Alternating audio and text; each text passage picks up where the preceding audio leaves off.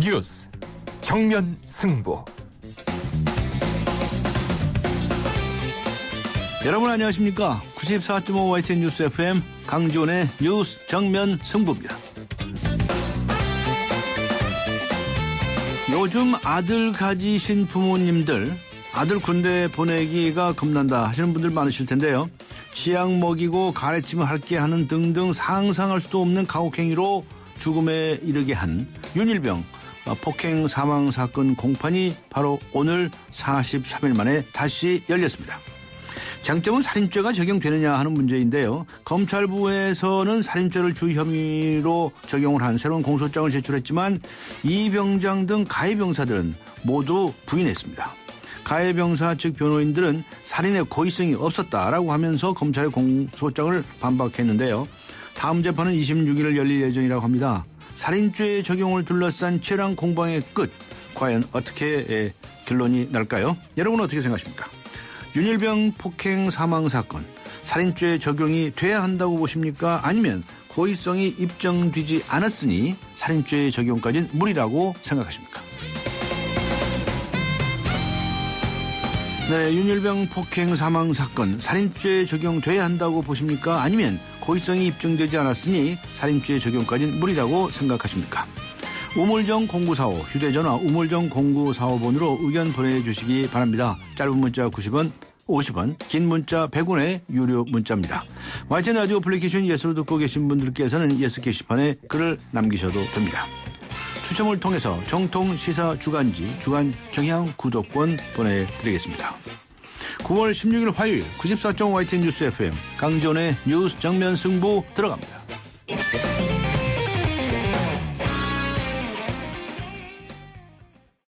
사장님들, 가게에서 전화 쓰랴 인터넷 쓰랴 카드 결제 시스템 쓰랴 요금 부담 많이 되셨죠? 그래서 올레 소호 성공팩은 이 모든 걸 월 2만 원에 지금 신청하세요.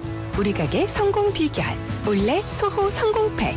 가입 문의 국번 없이 100번, 부가세 별도, 올레. 더 넉넉한 추석 되시라고 쉐보레가 준비한 선물. 스파크 말리부 구매 시 최대 3년 무이자 할부. 사정에 따라 여유 있게 최대 150만 원 할인까지. 쉐보레와 함께 풍성한 한가위 되세요. 전시장 및 홈페이지 참조. 9월 30일까지 일부 모델 제외. Chevrolet, find new roads. 기대해도 좋아요. 더 멋있고 더 부드럽고 더 완벽해질 나를. 풀 스테인리스 커브드 내솥과 처음 만나는 초고압 밥맛. 오늘을 더 맛있게. 쿠쿠 풀 스테인리스 고압력 커브드. 쿠쿠.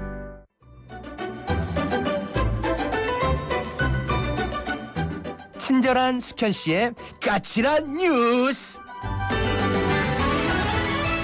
네, 친절한 숙현 씨 나오셨습니다. 시사 클럽니스트 이숙현 씨 안녕하셨습니까? 네, 안녕하세요. 네, 오늘 박근혜 대통령이 국무회에서 세월호 특별법에 관해서 언급을 했죠. 참 오랜만입니다. 네, 참 오랜만에 언급을 하셨습니다. 박근혜 대통령은요, 오늘 세월호 특별법에 따라 구성될 진상조사특별위원회에 수사권과 기소권을 부여하라는 주장과 관련해서 언급을 했는데요. 네. 이것은 삼권 분립과 사법체계의 근간을 흔드는 일로서 대통령으로서는 할 수 없고 결단을 내릴 사안이 아니라고 주장했습니다. 네. 오늘 청와대에서 국무회의를 주재한 자리였는데요. 이런 얘기도 했습니다. 세월호 특별법도 순수한 유가족들의 마음을 담아야 하고 희생자들의 뜻이 헛되지 않도록 외부 세력이 정치적으로 이용한 일이 없도록 해야 될 것이라고 얘기를 했습니다. 민경욱 대변인이 언급해서 논란이 있었던 순수한 유가족, 이 표현을 오늘 대통령이 다시 언급한 건데요. 이 세월호 참사에 대한 청와대 시각이 고스란히 드러난 것 같습니다. 네, 새누리당 지도부와도 지금 청와대에서 회동을 가졌죠. 네, 그렇습니다. 오늘 오후에 갑작스럽게 청와대에서 박근혜 대통령과 새누리당 지도부가요 회동을 가졌습니다. 이 자리에는 김무성 대표와 이완구 원내대표 그리고 청와대에는 김기춘 비서실장과 조윤선 정무수석도 함께 배석을 했습니다. 박 대통령은 오늘 오전에 그 국무회의에서 언급했던 내용들을 거의 반복하다시피 했습니다. 네. 기소권 수사권 문제는 사안마다 이런 식으로 하게 된다면 사법체계나 국가의 기반이 흔들리게 된다라고 얘기를 했고요. 경색된 국회 문제와 관련해서도 지금 이런 상황이라면 여당이라도 나서서 주도적으로 문제를 해결하기 위해서 앞장서야 된다라고 얘기를 했습니다. 사실상 여당 주도의 민생법안 처리를 당무한 건데요. 오전에 이어서 오후까지 새누리당 지도부의 이런 얘기들을 계속 되풀이한 상황인데 이쯤 되면 거의 확인 사살에 가깝습니다. 이완구 원내대표는 여기에 대해서 더 이상 국회를 공전으로 둘 수는 없어서 단호한 입장에서 처리하려고 한다라고 답했습니다. 네. 새정치민주연합 사정 좀 얘기해 주시죠. 지금 탈당설까지 불거진 상태 아니었습니까? 그렇습니다. 네. 어떻습니까 지금 상황이? 사실 한 3일 정도 됐죠. 집거에 들어간 박영선 비상대책위원장 겸 원내대표의 거취 문제가 아직까지는 확정되지 않았습니다. 일단 비대위원장을 빨리 세워야 된다 이런 정도에만 공감대가 형성돼 있는 것 같습니다. 한편에서는 후임 비대위원장을 노린 개파들 간의 수싸움이 물밑에서 치열하다 이런 얘기가 들리는데요. 비대위원장은 그 내년 초 전당대회 룰은 물론이고요. 각 지역위원장 결정에 상당한 영향력을 행사할 수 있습니다. 한마디로 비대위원장을 누가 맡느냐에 따라서 당 대표는 물론이고 2년 뒤에 있을 총선의 흐름까지 달라질 수 있다는 얘기입니다. 네. 이 와중에요. 이 조경태 의원은 분당이 필요하다 이렇게 주장하고 나섰고요. 분당을 주장한 다른 의원도 나타났네요. 네. 조경태 의원. 네. 원래 좀 튀는 발언으로 유명하시긴 합니다만 어쨌든 반면에 진성준 의원 등 일부 의원들은 지도부 결단을 촉구하는 사람들이 특정 계파에 소속된 의원으로 한정되지 않는다면서 이런 계파 간 투쟁으로 보는 시각을 경계하기도 했습니다. 계파 간 투쟁 아니다라고 하는 시각 주장을 하는 의원들도 있고요. 그렇죠. 네. 자, 오늘 그도 정의화 국회의장이 정기국회 일정을 직권으로 결정을 했어요. 네, 어떤 일단 얘기입니까? 그 발표를 했는데요. 정의화 국회의장은 오는 26일 국회에서 본회의를 열어서 밀린 안건을 처리하겠다고 얘기를 했습니다. 네. 또 10월 1일부터 20일까지 국정감사를 하는 것을 골자로 하는 정기국회 전체 의사 일정을 직권 결정했다고 오늘 발표를 한 겁니다.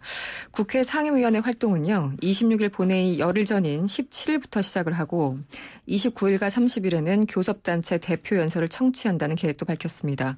아울러 다음 달 22일에는요. 박근혜 대통령의 새 예산안 시정 연설을 청취하고 23일과 28일 사이에는 대정부 질문을 실시한 뒤에 마지막 30일을 본회의를 열 계획이라고 밝혔습니다. 네. 정치권 얘기는 그 정도로 하죠. 계속 시끌시끌한 이야기니까요. 네. 그러나 또 다른 시끌시끌한 이야기가 있습니다. 한동안 중단됐던 28사단 윤모 일병 사망 사건. 재판은 오늘 재개됐죠. 그렇습니다. 그 재판 관할 이전 등의 문제로 중단됐었던 28사단 윤모 일병 폭행 사망 사건이요.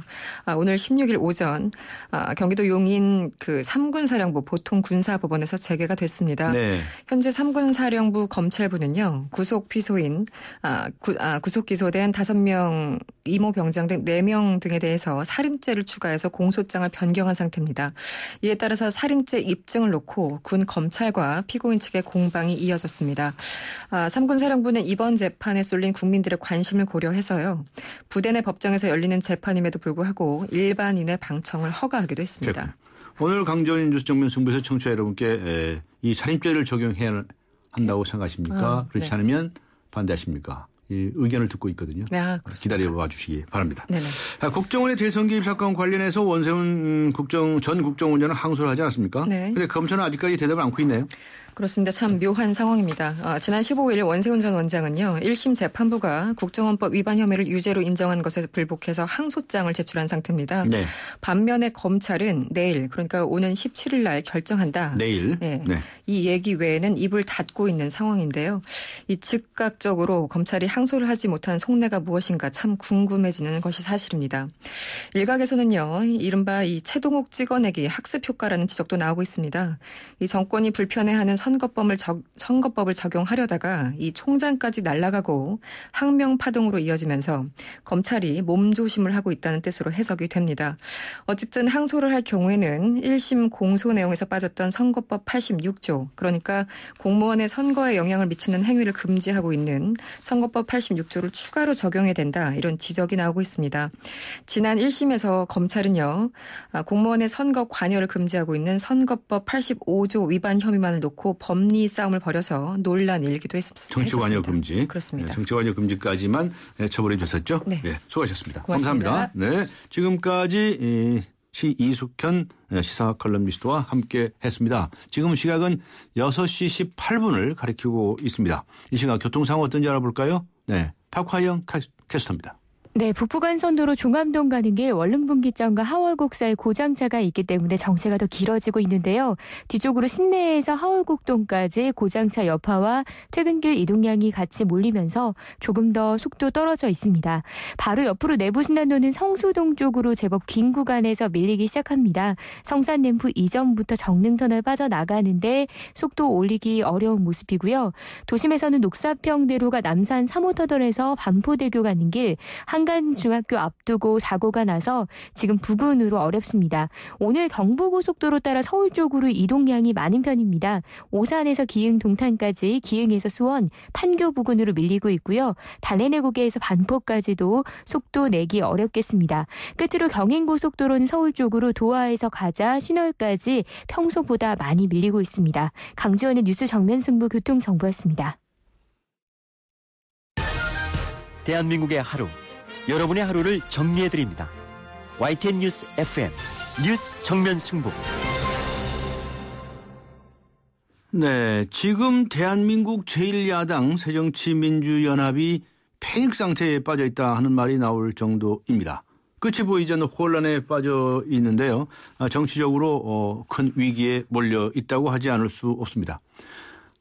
박영선 원내대표는 집거에 들어갔고요. 지금 당 안팎에서 후폭풍이 거셀 것으로 예상이 됩니다. 어제는 박영선 원내대표의 당직을 촉구하는 긴급 모임에 소속하는 의원이었죠. 유승희 의견 들었었고요. 오늘은 민진모, 민주당의 집권을 위한 모임에 황주홍 의원 연결해서 입장 들어보도록 하겠습니다. 안녕하세요. 네, 안녕하세요. 네. 오랜만입니다. 네, 오랜만인데요. 그 황주홍 의원님께서는 아주 온건파로 분류가 되십니까? 글쎄, 그렇다고 그러네요. 그렇다고 그래요? 예. 그러나 지금 당이 어떤 상황입니까? 좀 설명을 좀 해주세요. 지금 박영선 원내대표는 집거 상태에 들어가 있고, 대표진에서 오늘 무슨 의원들을 상대로 해서 전수조사를 한다 이런 얘기들이 나와 있는데요. 확인 좀 해주시겠습니까? 네. 확인 좀 해주시겠습니까? 네. 지금 말씀하신 대로입니다. 지금 당 대표가 지금 두문부출하면서 극단적인 선택을 할지도 모른다는 얘기가 나오고 있습니다. 아마 내일 정도에 입장 표명을 할 거로 지금 전망하고 있는데요.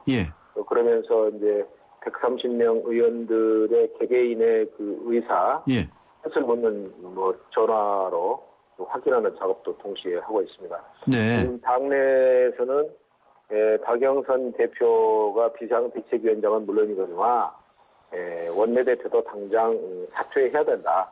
이렇게 이제 강하게 요구하는 한쪽이 있고요. 또 다른 한쪽에서는 글쎄 비상대책위원장은 모르겠지만 원내대표는 가지고 있어서 이 세월호 특별법 문제를 타결을 짓고 좀 명예롭게 퇴진하는 그런 길이 더 낫지 않느냐. 당을 위해서나 본인을 위해서나 이런 쪽이 또 한쪽에 있습니다. 저는 후자. 크게는 이렇게 두 부류로 가릴 수 있다. 이렇게 생각하면 되겠네요. 저도 그럴 것 같습니다. 네, 그렇군요. 지금 그렇게 해야 한다고 생각하시는 입장을 주로 이제 민주당의 집권을 위한 민진모라고 그러죠? 네. 민진모에서는 아직도 민주당이라는 용어를 쓰시는 모양이죠? 그냥 새정치민주연합도 있으니까 그냥 그대로 쓰자 그랬습니다. 알겠습니다. 그런데 이 모임에 함께 하시는 분들은 대체로 같은 입장이시겠네요? 그런 것 같습니다. 예. 그런데 지금 어떻게 당내 이 갈등이 좀 수습이 될 것 같습니까? 글쎄요. 워낙 전례 없는 위기 상황에 처해 있기 때문에 여기서 조금씩 한 발짝씩 좀 자기 입장들을 좀 양보하고 그렇게 되면 극적인 어떤 봉합 또는 극적인 갈등 극복이 될 수도 있겠는데 이제까지 저희 당이 해온 그 경로 과거의 행태를 보면 쉽지 않을 것 같기도 하고 그렇습니다. 쉽지 않다.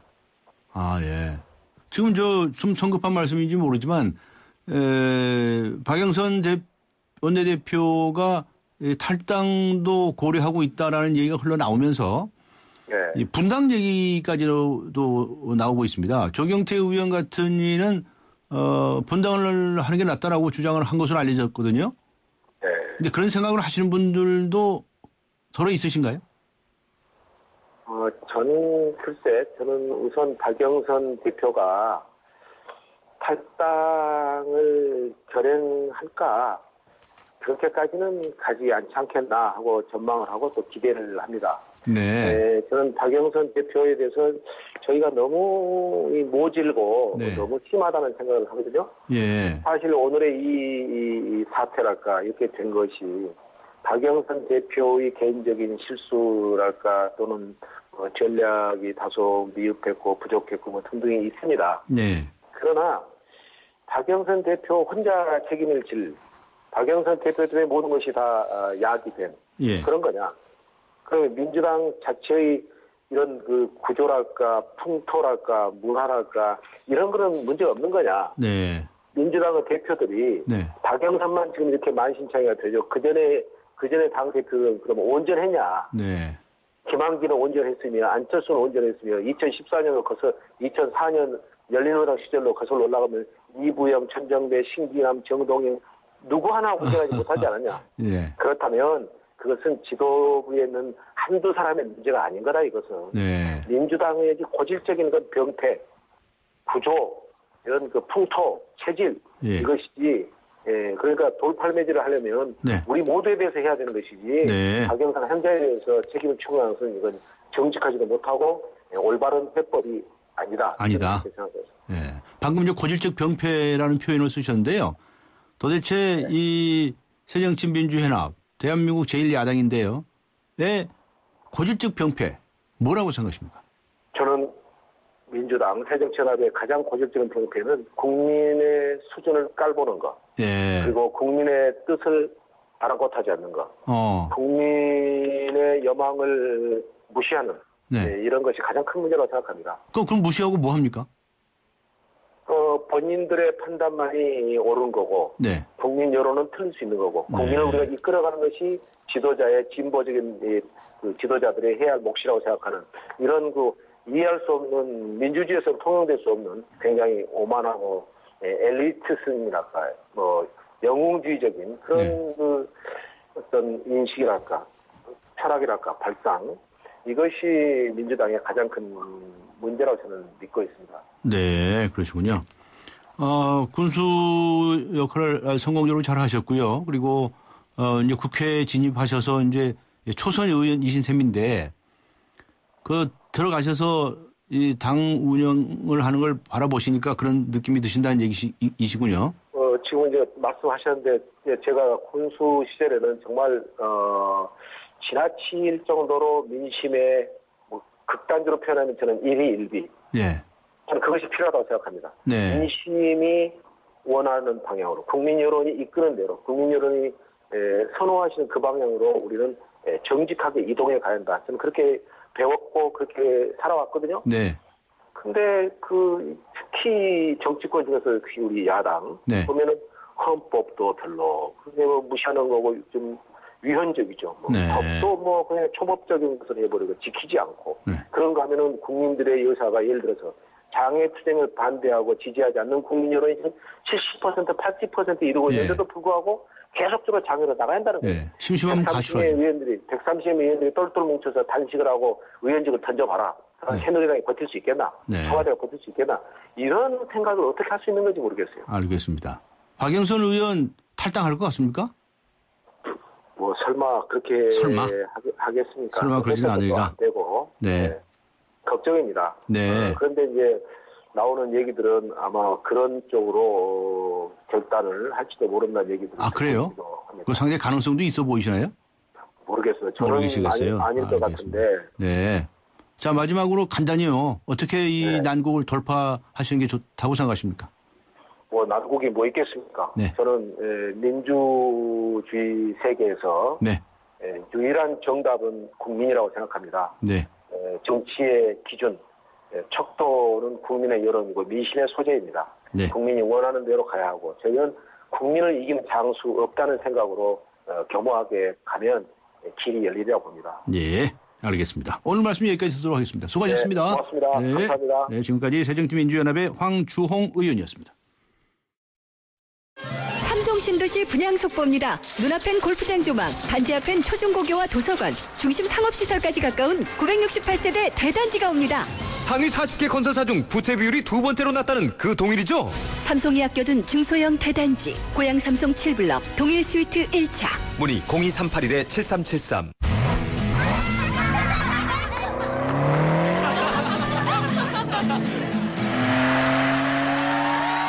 들리세요? 드라이빙 그 이상의 즐거움. BMW 드라이빙 센터. 지금 영종도에서 경험하세요.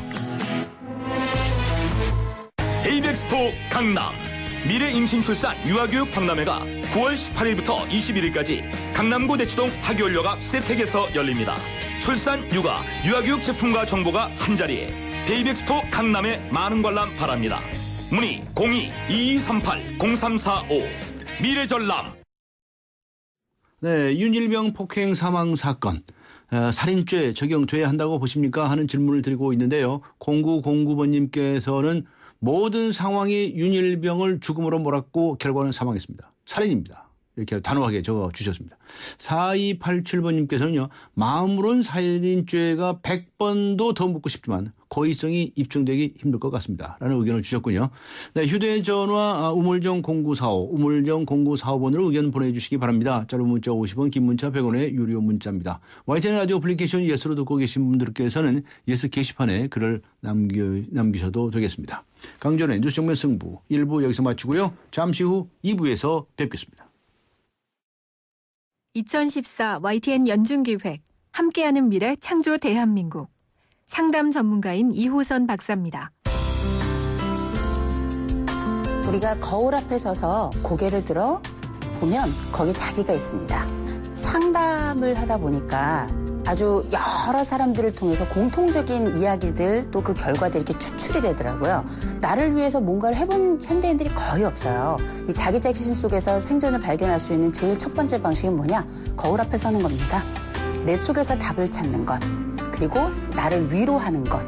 이런 자기 효능감, 내가 잘 해낼 수 있다는 신념을 갖게 된다면 그 순간 더불어 사는 세상, 21세기 우리 대한민국 사람들이 함께 살아가는 세상이 아닐까 싶습니다. 2014 YTN 연중기획 함께하는 미래 창조 대한민국. YTN 라디오가 함께합니다.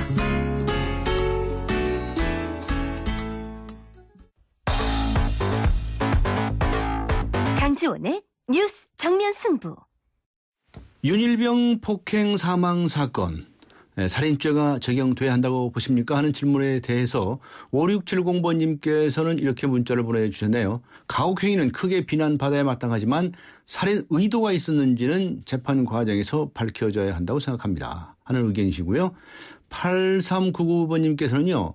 사람이 죽도록 의도적으로 못된 짓을 했는데 무슨 고의성 운운입니까? 당연히 응분의 벌을 받아야죠. 이렇게 적어주셨군요.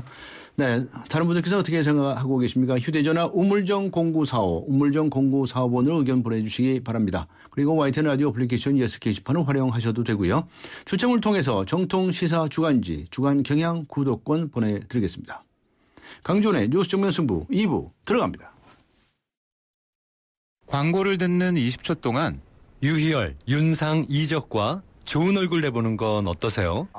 방끝, 싱글벙글, 애시시, 키득키득, 깔깔, 스마일, 치즈.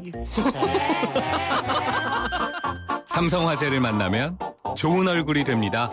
삼성화재.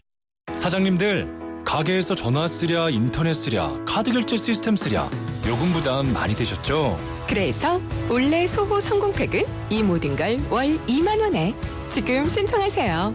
우리 가게 성공 비결 올레 소호 성공팩. 가입 문의 국번 없이 100번. 부가세 별도 올레. 안녕하세요. 초보 운전자 수지입니다. 도로는 무섭고 차는 왜 이리 많은지 엄마야. 그래서 저는 살아있는 친구를 만났어요. 반응형 블랙박스 유라이브. 와, 정말 살아있네. 유라이브. 살아있는 블랙박스 유라이브. 움직인다. 오늘의 상상을 한 걸음 앞선 도전으로. 내일 더 필요한 일에 변함없는 신념으로 그렇게 오늘을 움직이고 내일을 키운다. 에너지를 움직이다. 내일을 키우는 에너지 한화. 네, 새정치민주연합의 박영선 원내대표 그 취임 문제로 야당이 지금 아주 패닉 상태에 빠져 있다는 얘기가 맞습니다. 또 대통령 박근혜 대통령은 세월호 특별법에 관해서 오랜만에 침묵을 깨고 입을 열었습니다. 정가 이모저모 살펴보겠습니다.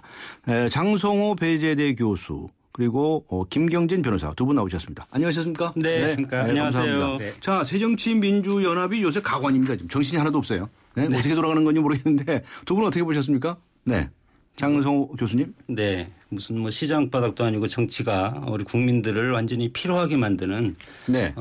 더위가 이미 가서망정이 더위가 있었으면 뭐 아주 더위 먹어가지고 국민들이 지금 특히 이제 최근에 이 박영선 원내대표 칩거하지 않았습니까? 네. 이 정치인이 칩거하고 삐져서 안 나온다는 것은 70년대 정치 얘기죠. 지금 21세기 들어와서 현대 한국 정치에서 이런 모습을 보인다는 것은 지도자의 모습이 아니다. 당당하지 못하고 좁쌀 정치를 하고 있다고 봅니다. 네. 그래서 지도자는 선이 굵고 언론 플레이에 의지하지 말고 책임 있는 자기의 노선을 분명히 해서 야당을 살리는 그런 선택을 해야 된다고 봅니다. 네, 아주 가혹하게 평가를 하셨는데. 네. 김경진 변호사님께서는요? 저도 최근에 한 2, 3일간 이 과정을 보고 있으면 박영선 원내대표에 대해서 그렇게 좋은 평가를 못 드리겠어요. 아, 그래요? 예. 그러니까 일단. 그 오죽하면 그렇겠습니까? 그런데 네. 사실은 이 지도자라고 하는 것은 오죽한 것을 다 참고 감내해야 되는 게 지도자 아니겠습니까? 그런데 오죽한 데 대해서 더 오죽한 것으로 본인이 대응을 하다 보니까 네. 국민들은 마음속에 오죽을 넘어서 그냥 시커멓게 타들어가는 거 아니겠습니까? 네. 그래서 사실 이제 새정치민주연합에서 이제 당내 중진들도 어떻게 하면 사태를 조금 원만하게 수습해 볼까 하는 어떻게 보면 이 좀 톤다운하는 과정으로 들어가는 것 같고요. 네. 그래서 이제 박영선 원내대표에게 복귀할 만한 뭔가 이제 명분을 좀 제시하는 이런 흐름을 지금 만들어 가고 있는 것 같은데 네. 어쨌든 박영선 원내대표가 아직까지 분명한 의사표시는 안 하고 있는 것 같아요. 네. 이제 본인이 지금까지 화가 얼마만큼 많이 나 있는지 또 본인의 어떤 평소의 성격이라든지 의사결정하는 패턴이 얼마만큼 격정적인지에 따라서 과연 내일 이제 탈당 선언을 할 것인지 아니면 복귀를 하겠다고 할 것인지 이제 이게 좌우될 것 같은데요. 네. 당내에서 전체적인 분위기는 어쨌든 조금 좀 이렇게 이 복귀할 만한 명분을 계속 만들어주고 있는 상황이니까 아마 복귀를 하지 않을까 이렇게 탈당은 안 할 거라고 보십니까? 예, 그렇습니다. 장 교수님께서 탈당까지 안 갈 거라고 보십니까? 뭐 당에서는 지금 기득권 친노 세력이 사실은 60% 이상 차지하고 있지 않습니까? 예. 그 세력들은 탈당하는 것을 원치 않죠. 일정 부분 친노가 전면으로 나서야 되는 지금 상황이 아니거든요. 네. 내년 전대를 앞두고 직전에 지금 전면으로 등장하기 하는 어떤 그 마스터 플랜에 착오가 생기기 때문에 지금은 탈당을 계속 만류하고 있을 겁니다. 네. 그러나 제 생각에는 1, 2차 세월호 합의안이 거부가 됐고 네. 그것은 정치력 부재라는 것을 여실히 했고 지금 칩거 이 상태 그리고 비대위원장 두 분을 다시 세웠다는 것은 저는 당대표 아니 원내대표까지 저는 당연히 사퇴를 하고 앞으로 더 큰 결단도 해야 된다고 봅니다. 근데 이게 박영선 원내대표가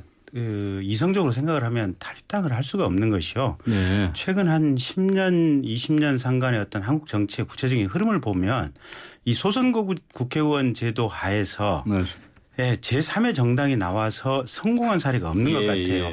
생각해보면 지난번에 이제 안철수 의원도 이렇게 제3세력 후보로 대통령 선거 나섰다가 결국은 접었고 그다음에 이제 지난번에 6.4 지방선거를 맞이해서 2월 달에 독자적인 창당 작업을 했지만 그렇게 사람이 안 붙었던 거 아니겠습니까? 네. 그래서 안철수 의원 결국은 두 손 들고 사실상 민주당이 백기투항하는 형태로 해서 합당을 할 수밖에 없는 이제 이런 과정이었고 또 지난번에 이제 730 재보궐선거 과정에서도 사실은 정의당하고 지금 새정치민주연합하고 야권이 분리돼 있으면서 이 정의당이 가져가는 2, 3% 내지는 한 5%의 득표율 때문에 어떻게든지 지금 후보 단일화해야 된다 그런 요구가 많았지 않습니까? 네.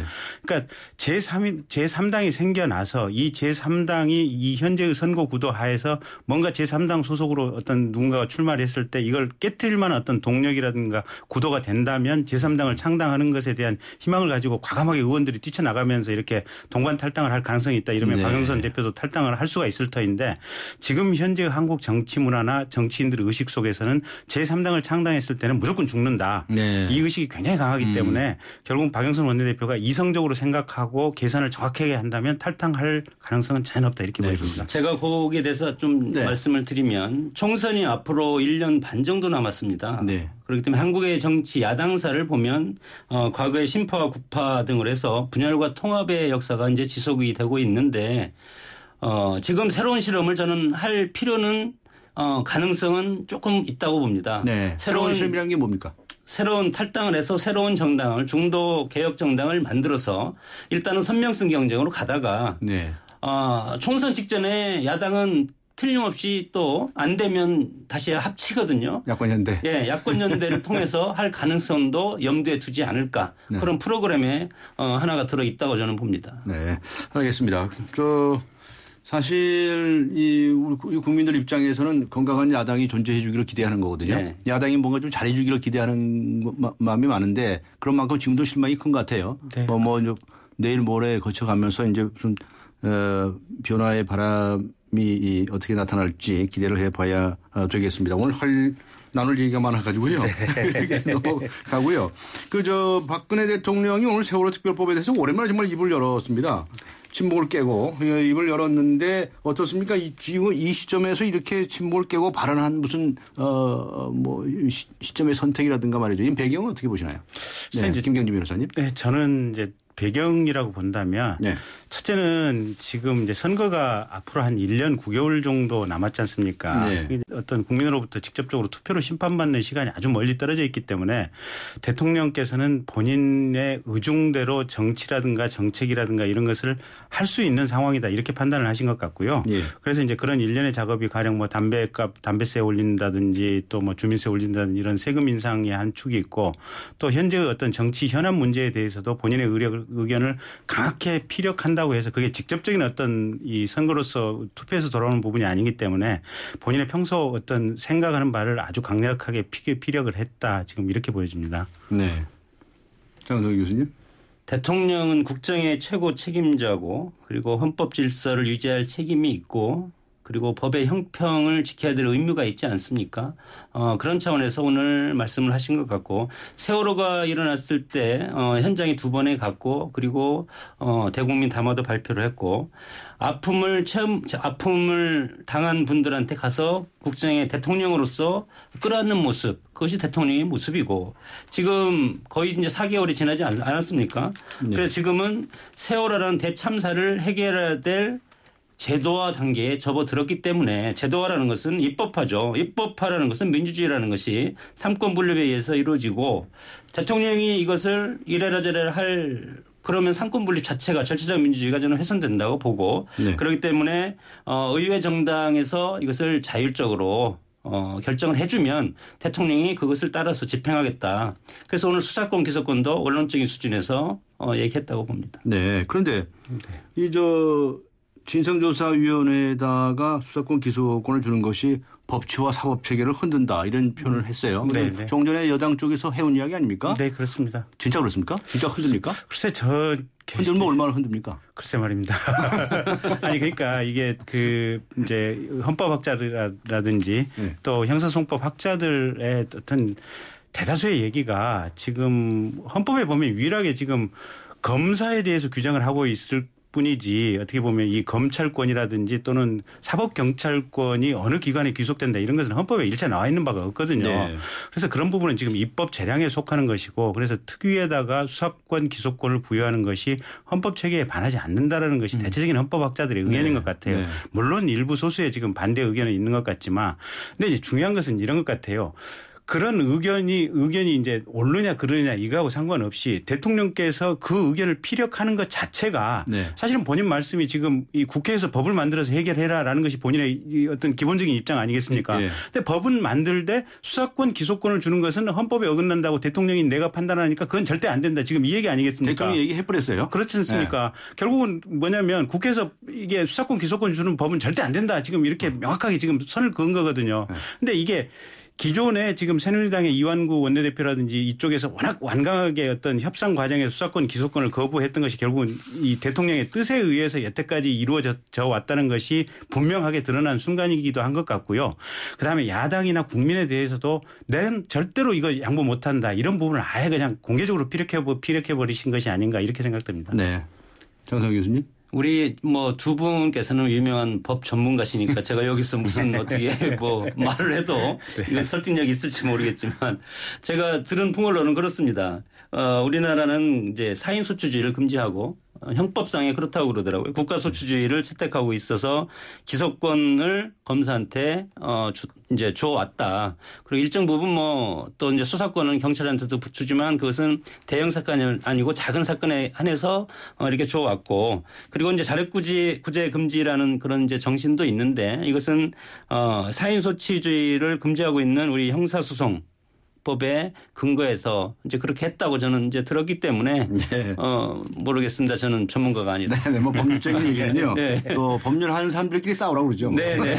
그렇게 하는데 어쨌든 간에 문제는 박근혜 대통령이 세월호 특별법에 관해서 분명히 입장을 밝혔다. 네. 그동안에 대통령이 뭐 좀 해결해달라고 그렇게 이구동성으로 얘기했거든요. 네. 유가족들도 그렇고 야당 쪽에서도. 네. 대통령이 답이 나온 거예요. 이게 정치적인 측면에서 어떻게 보십니까? 근데 김현희 변호사님. 이런 면이 있는 것 같아요. 가령 본인의 그럼 소신이 저게 상권분립에 반해서 절대 안 된다라고 생각하는 것은 물론 잘못된 생각이라고 제 의견은 그렇지만 네. 그렇게 생각하실 수는 있어요. 근데 중요한 것은 이 절차나 과정에 있어서 최소한 유족들하고 만나서 대통령께서 아니 이거는 헌법상 이제 내 생각이 이러니까 가령 유족들이 우려하는 부분이 과연 공무원들이 자료를 제대로 제출할 것인가 공무원들이 어떻게 보면 이 행정조사 절차에 순순히 응할 것인가 이런 부분에 대한 우려잖아요 보면 그럼 대통령께서 가령 공식적으로 그걸 내가 보장을 해주겠다. 어떤 자료든 자료 제출 요구가 있으면 그게 제출하도록 보장을 해주겠다. 아니면 최소한 유족들하고 자꾸 만나서 뭔가 대화와 소통을 하게 된다면 그런 부분에 있어서 유족들의 첫째는 마음속에 한도 풀릴 여지가 있을 것이고 또 입법적으로 국회에서 뭔가 타협이나 뭔가 될 수 있는데 조금이라도 좀 도움이 될 수 있는 측면도 있을 것인데 오늘 강하게 탁 끊어버리면서 본인의 주장이나 어떤 이런 것은 강하게 내쳤지만 사실은 그런 부분에 대한 얘기는 지금 전혀 없으시잖아요 보면. 그러니까 본인의 의지만 강하게 관철해 나가겠다 이 생각만 있으실 뿐 유족을 이렇게 따뜻하게 감싸 안고 이분들에게 뭔가 타협의 여지나 빌미를 어떤 줄만한 어떤 언동이나 이런 부분이 없어서 이게 과연 어떤 국가의 어떤 통합과 화합을 이뤄갈 국가의 최고 책임자로서 이게 도대체 어떤 맞는 정치적 스탠스인지 사실 좀 의심스럽습니다. 네. 장성 교수님. 법의 형평성을 좀 이제 강조하다 보니까 이것은 조금 이제 왔다 이렇게 조금 넘어갔다는 선을 조금 넘어갔다는 그런 느낌을 제가 이제 받을 수가 있는데 1차적으로는 야당의 책임이 있다고 봅니다. 세월호 가족을 애초부터 야당이 전폭적으로 세월호 가족을 감싸 안는다는 게 보다도 대변에서 협상에 임하지 않았습니까? 그래서 1, 2차 협상 과정에서 기소권 수사권을 거기에 협상안에는 뺀 거 그 자체가 지금 모든 것이 지금 뒤틀려 있기 때문에 야당이 애초에 유가족과 잘 협의를 해서 수사권 기소권 문제를 해결하고 들고 나왔다면 우리의 정치 과정의 두 축인 정당에서 이것을 해결해서 의회에서 이것을 결정하는 그런 절차적 민주주의가 아주 잘 이루어졌을 텐데 지금은 야당이 없어지고 야당을 대신 세월호 유가족이라는 이런 분들이 야당의 역할을 지금 하는 것이 새누리당과 지금 세월호 유가족이 협상을 하는 형국 아닙니까? 이것이 과연 민주주의의 올바른 모습인지 저는 그것도 참 문제라고 봅니다. 그럼 좀 더 얘기를 진척을 시켜서요. 오늘 이런 와중에서 오늘 정의화 국회의장이 나섰습니다. 정기국회 의사 일정을 직권으로 결정을 해서 발표를 했거든요. 이건 가능한 겁니까? 국회법상 논란의 소지는 있지만 대체적으로 가능하다. 예, 법상으로는 가능하고. 의사 일정 결정하는 건 가능하다. 예, 근데 다만 지금까지 현실적으로 국회의장이 그러니까 국회에서 속칭 강행통과 있지 않습니까? 이 본회의장 문 걸어 잠그고 하는 이 경우 외에는 실제로 국회의장이 저렇게 정해본 적은 없었다. 그러다 보니까 새정치민주연합 쪽에서는 좀 반발이 있는 것 같습니다. 그렇지만 뭐 새정치민주연합에서 동의를 안 해가지고서 국회가 문이 닫혀 있으니까 뭔가 좀 해야 되겠다고 한 것 같은데 하여튼 의사 일정 결정까지는 된 거고. 그다음에 26일 본회의로 소집하겠다는 건데 본회의 소집권까지는 국회의장한테 있겠죠. 네, 그렇습니다. 근데 지금 거기 가 있는 90여 개의 법안은 상정에서 통과시킬 수 있습니까? 그러니까 김경진 변호사님. 그게 상정이 돼 있는 겁니다. 그러니까 네. 일반 상임위원회까지 다 통과가 되고 본회의에 상정이 돼 있고 다만 이제 얘기가 되는 것은 뭐냐면 그 표결 절차에 붙이느냐 마느냐 이제 이 문제이기 때문에 국회 선진화법상의 국회의장의 직권 상정 문제하고는 상관이 없는 문제입니다. 이 문제가. 그러니까 이건 통과를 시키는 건 가능은 한 법률상으로 가능은 하긴 하되 이것도 야당에서 또 안 된다고 그러죠. 만약에 실제로 통과시켰을 경우에는 어떤 전국 경색이 계속 더 좀 심화될 가능성이 있는 거죠. 또 한 가지 과제는 지금 현재 본회의까지 가 있는 그 90여 개의 그 법안은 그 문제인데 그 이외에 이제 다른 이제 상임위원회라든가 이 국회 운영을 어떻게 할 것이냐의 문제가 있습니다. 그럼 어차피 반쪽 국회밖에 안 되겠네요.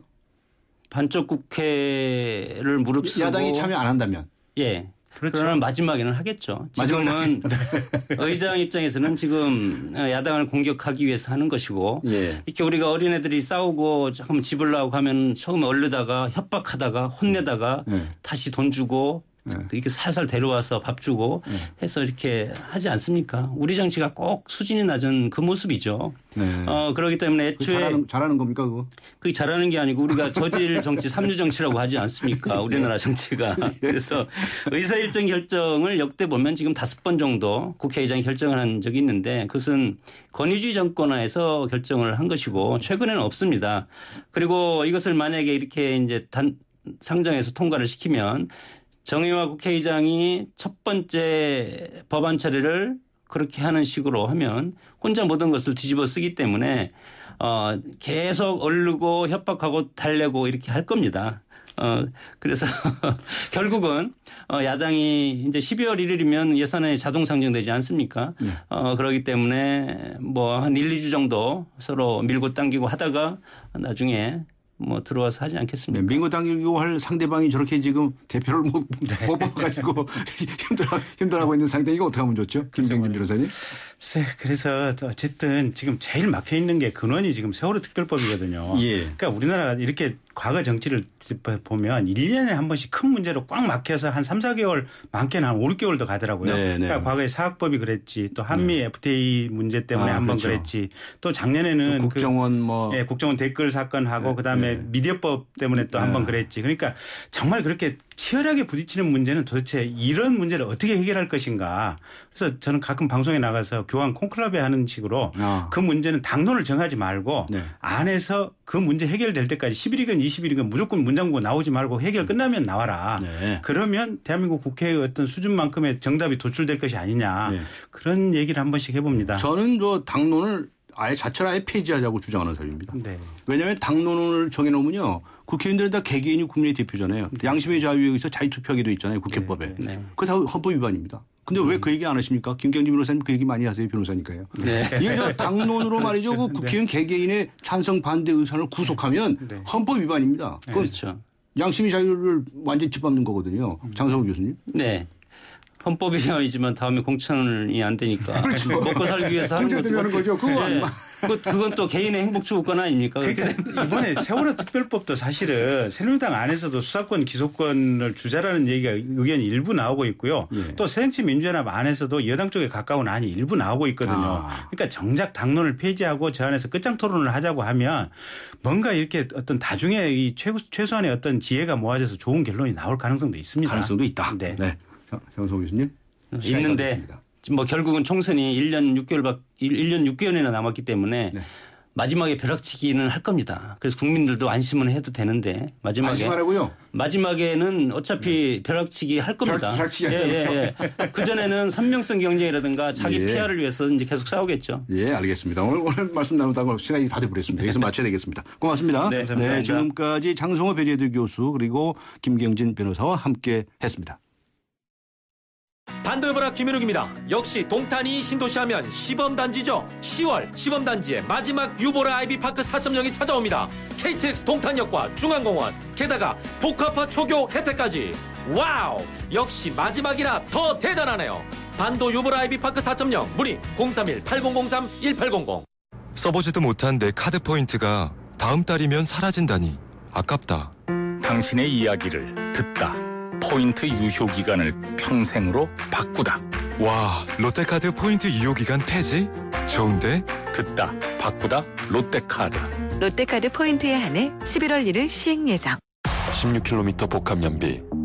스포츠 주행 모드 탑재, 첨단 하이브리드 기술. 그보다 놀라운 것은 그랜저의 프리미엄을 담은 하이브리드라는 것. 또 하나의 그랜저 하이브리드. New thinking, new possibilities. 현대자동차. 안 보이니까 감추죠. 별일 없겠죠. 손발톱 무좀 방치하면 손발톱 건강을 잃을 수 있습니다. 이젠 풀케어. 국내 최초 갈거나 닦을 필요 없이 오니텍 특허 기술로 침투는 빠르게. 와, 정말 좋아졌다. 방치하지 말고 풀케어하세요. 이탈리아 글로벌 제약회사 메나리니. 우리 집 통신 대표 번호 101. TVG를 101로, 인터넷을 101로, 홈보이도 101로, 모두 가입해. CCTV만 봐도 101로, 함께 101. 우리 집 통신은 101로 모두 다 해결해요. LG U+. 네, 윤일병 폭행 사망 사건. 정말 안타까운 사건이었죠. 네, 과연 이 사건 가해자들에 대해서 살인죄가 적용되어야 한다고 생각하십니까? 오늘 뉴스 정면 승부가 정치자 여러분께 드리는 질문입니다. 휴대전화 0945, 휴대전화 우물정 0945번 잊지 마시고요. YTN 라디오 어플리케이션 예스 게시판을 활용하셔도 됩니다. 뉴스 잠시 들으시고요. 3부에서 뵙겠습니다.